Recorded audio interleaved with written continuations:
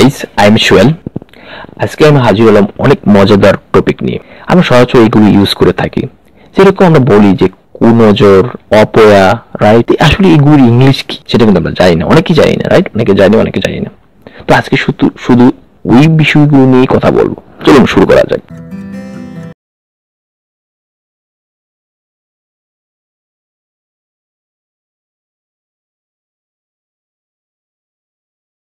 হলো show. Show অর্থ তারান। ওদের তুমি বাজার থেকে রসগোল্লা নিয়ে আসলা, রাইট। তো রসগোল্লাতে কি বললো, অনেক মাছি পড়লো। তো তোমার আম্মু তোমাকে ডাক দিয়ে বললো, রাকিব যা মাছিগুলোকে তাড়িয়ে দে।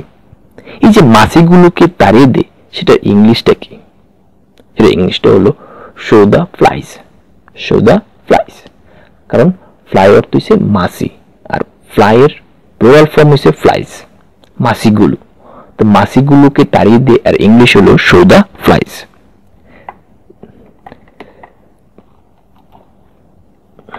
দেন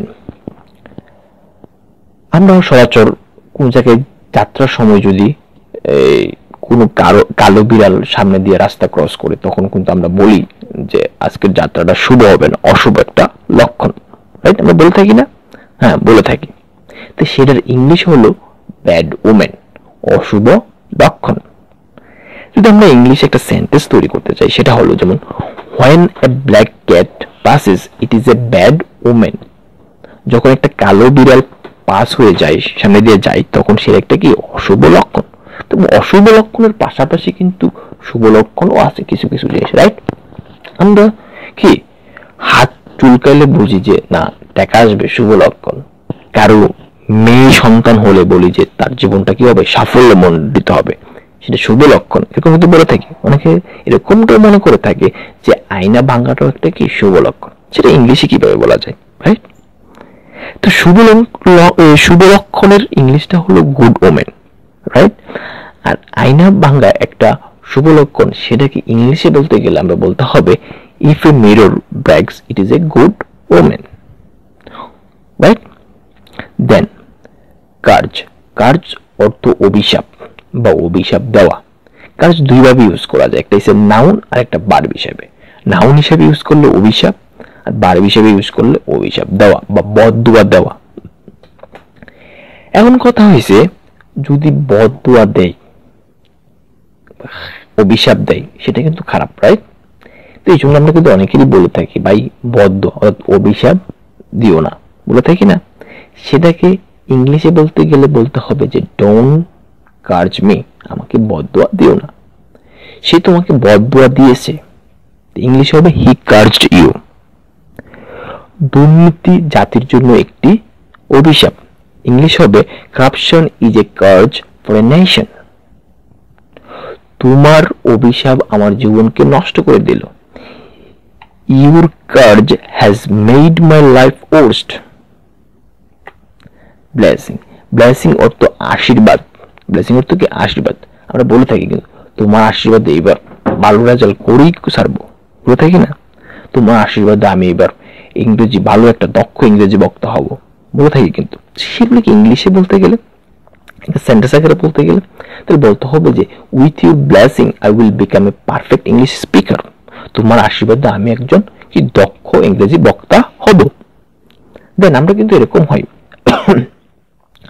দেন যেটা হলো সেটা ম্যাজিক ওয়ান্ড। আচ্ছা, ম্যাজিক ওয়ান্ডের অর্থটা কি সেটা আমরা পরে বলতেছি। সাপোজ কোনো একটা প্রজেক্টের কাজ যেটা করতে 30 দিন লাগে, তোমার বসে তোমাকে কি ওই কাজটা দিল, দেওয়ার পর বললো যে এটা তোমাকে 5 দিনে করতে হবে। তুমি উত্তরে বললা যে আমার কাছে এমন কোনো জাদুমন্ত্র নেই যে যেটা আমি কি করতে পারবো, 5 দিনে করে ফেলতে পারবো। এই যে জাদুমন্ত্র, এটার ইংলিশে হলো ম্যাজিক ওয়ান্ড, রাইট। আমার কাছে এমন কোনো জাদুমন্ত্র নেই যেটা কি ইংরেজি ভাষাটা আমি একদিনে শিখে ফেলতে পারবো। এই ইংলিশে বলতে গেলে I don't have a magic wand to learn English in a day. Then superstition অর্থ হইছে কুসংস্কার, মতো অন্ধবিশ্বাস। আগে বুঝি কুসংস্কারটা কি। কুসংস্কার হলো যেটা কোনো লজিক নেই, সায়েন্টিফিক ব্যাখ্যা নেই, সেই জিনিসগুলোকে বিশ্বাস করা।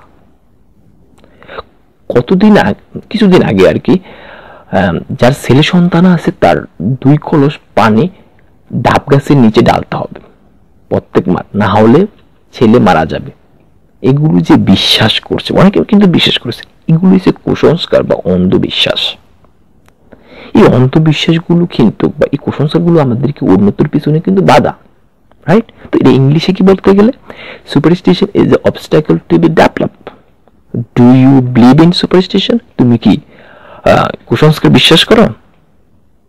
দেন ওয়ার্ড যেটা আরেকটা যেটা, সেটা হলো সুপারস্টিশিয়াস।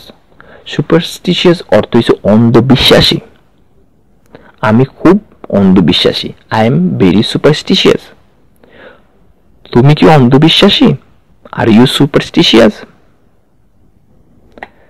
দেন আমরা ছোটবেলা প্রত্যেকের মাই, ঠিক আছে, সেটা জানি না, বাট আমার আম্মু, সবার আম্মুই যেটা ওই কালো টিপ কপালে দিত। কেন দিত বলতো দেখি? কালো টিপ এই জন্য দিত যাতে কারো নজর না লাগতে পারে, ঠিক আছে? এই যে নজর না লাগুক, সেটার ইংলিশ ওয়ার্ড হলো টাচ উড বা নক অন উড। কি কিছু বোঝা গেছে? আমরা এই দুইটা ফ্রেজের মাধ্যমে আমরা কি করতে পারবো? নজর না লাগুক কথাটা বুঝাইতে পারবো। ওকে, তাহলে কয়েকটা সেন্টেন্স দেখি। তুমি অনেক সুন্দর, নজর না লাগুক। You are so beautiful, touch wood. আমি কি পরের বছর কি করতে যাচ্ছি? নিজস্ব গাড়ি কিনতে যাচ্ছি, নজর না লাগুক। I am going to buy new own car next year, knock on wood, নজর না লাগুক, রাইট? দেন ইভিল আই অর্থাৎ কুনজর। আমরা কিন্তু বলে থাকি এই সাবধানে চলাফেরা কর, নাহলে কিন্তু খারাপ নজর লেগে যাবে, রাইট? এটা আমরা অনেক সহজে ইউজ করে থাকি। চলুন কয়েকটা সেন্টেন্স দেখা যাক। একটা জিনিস হলো যেটা ক্যাচ দ্য ইভিল আই, অর্থাৎ কুনজর লাগা। কুনজর লাগা, ক্যাচ অর্থ কিন্তু ধরা বা লাগা। সেজন্য আমরা কি করি, যদি বলি যে you will catch a cold, তোমার ঠান্ডা লাগবে, সেম ওয়েতে you will catch the evil eye, তোমার কি লাগবে? কুনজর লাগবে, তোমার খারাপ নজর লেগেছে। You have caught the evil eye. Caught হইছে ক্যাচের পাস্ট পার্টিসিপল ফর্ম। আমার ব্যবসায় কি কার যেন খারাপ নজর লেগেছে। My business has caught someone's evil eye, right? কার খারাপ নজর তোর লেগেছে? Whose evil eye have you caught? Then ward off. এই যে খারাপ নজর যদি যে লাগে, এই খারাপ নজর লাগলে কি হবে? তোমার ক্ষতি হবে। তো এই ক্ষতি যেতে না হয়, খারাপ নজর যেতে না লাগে, সেই জন্য কি করতে হবে? নিজেকে বাঁচাতে হবে। সেই কোনো কিছু থেকে নিজেকে রক্ষা করা বা বাঁচানো, সেটার অর্থ হলো, ইংলিশ হলো ওয়ার্ড অফ। কি ওয়ার্ড অফ? কোনো কিছু থেকে বাঁচা। যেমন একটা এক্সাম্পল দেখলে, use an umbrella to ward off the sun. সূর্য থেকে বাঁচার জন্য কি করো? ছাতা ইউজ করো। কি বিষয় বোঝা গেছে? দেন হলো do something to ward off the evil eye, খারাপ নজর থেকে বাঁচার জন্য কোনো একটা করো, কিছু একটা করো। দেন খারাপ নজর থেকে বাঁচা এত সহজ নয়। It is not easy to ward off the evil eye. বাঁচার জন্য আমরা কি করি? তাবিজ ইউজ করে থাকি। তাবিজ থাকলে মনে করি যে খারাপ নজর বা খারাপ বাতাস আমাদের ক্ষতি করতে পারবে না, রাইট? সেজন্য ইউজ করি। সেটার ইংলিশ ওয়ার্ড হলো অ্যামুলেট। অ্যামুলেট অর্থ তাবিজ বা কবজ। যেটা তুমি কি করো? তাবিজ পড়ো। কিসের জন্য? খারাপ নজর থেকে বাঁচার জন্য কি পড়ো? তাবিজ পড়ো। তো wait the amulet to ward off the evil. Charm অর্থ কবজ। চার্ম অর্থ কি? কবজ। কবজ থাকলে কি খারাপ নজর লাগে না। তো hang this charm outside the house to ward off the evil eye. ও তোমার বাড়ির বাইরে, ঘরের বাইরে কি করো? ওই কবজ টাঙ্গায় লাগো, যাতে খারাপ নজর না লাগতে পারে, ওটা থেকে বাঁচতে পারো। ওকে, দেন কাস্ট। কাস্ট অর্থ হচ্ছে নিক্ষেপ করা বা লাগানো। আমি যদি বলি কাস্ট দ্য ইভিল আই, মানে হচ্ছে খারাপ নজর নিক্ষেপ করা বা লাগানো, রাইট? তুমি খারাপ নজর লাগায়ও না, বা তুমি আমার গাড়ির উপর কি খারাপ নজর দিও না। তো এদের ইংলিশ হবে don't cast your evil eye on my car. বুঝা গেছে? দেন খারাপ নজর লেগে গেল সাপোজ, ঠিক আছে? এই খারাপ নজর তো উঠাইতে হবে। এই খারাপ নজর উঠানোর ইংলিশটা হলো কাস্ট অফ বা পরিত্যাগ করা বোঝায়। তো নজর উঠানো অর্থাৎ কুনজর উঠানো ইংলিশ হলো কি? কাস্ট অফ, ঠিক আছে? What should we do to caste off the evil eye? খারাপ নজর উঠাইতে আমরা কি করা উচিত? ওই ব্যক্তি খারাপ নজর উঠাইতে পারে। That man can cast off the evil eye. Cast অর্থ খারাপ নজর কি করা, নিক্ষেপ করা বা লাগানো, ঠিক আছে? কাস্ট যদি করে, কাস্ট থেকে বাঁচার জন্য আমরা তাবিজ কবজ ইউজ করি, এটার থেকে কি করতে হবে, নিজেকে রক্ষা করতে হবে। যদি রক্ষা না করতে পারি তাহলে কি করতে হবে, ক্যাচ করতে হবে। খারাপ নজর লেগে যাবে, আর খারাপ নজর লেগে গেছে সেটাকে উড়াইতে হবে, সেটা হচ্ছে কাস্ট অফ। যেরকম he will cast evil eye on my house, সে আমার বাড়িতে কি করবে, খারাপ নজর দিবে। My house will catch the evil eye, সে খারাপ নজর দিবে, তাহলে কি করবে, আমার বাড়ি কি করবে, সেটা ক্যাচ করবে, খারাপ নজর লাগবে, রাইট? দেন হলো রেমেডি। রেমেডি অর্থ উপায় বা প্রতিকার। What is the remedy two caste off the evil eye? খারাপ নজর থেকে বাঁচার কি উপায়? জিংস। জিংস অর্থ অপয়া। আমরা এক জায়গায় একটা মাঠে যাই খেলতে, রাইট? কিন্তু খেলে প্রত্যেক দিন হেরে যাই। এই যে একটা মাঠে গিয়ে খেলি, প্রত্যেক দিন হেরে যাই, তখন আমরা কি বলি, যে মাঠটা অপয়া, ভালো না, এটা আমাদের জন্য একবারই অপয়া, রাইট? এইটার ইংলিশ হলো jinx. I hope our team break the jinx in this ground. এই গ্রাউন্ডে কি করবে, আমাদের আশা করি আমাদের দল কি করতে পারবে, অপয়াটা ভাঙতে পারবে। জিংসড অর্থ হইছে হয়ে যাওয়া, মানে অপয়া হয়ে যাওয়া। দিস হাউস ইজ জিংসড, এই বাড়িটি কি অপয়া হয়ে গেছে। দিস ক্রিকেট গ্রাউন্ড ইজ জিংসড, এই ক্রিকেট গ্রাউন্ডটা কি হয়ে গেছে, অপয়া হয়ে গেছে, রাইট?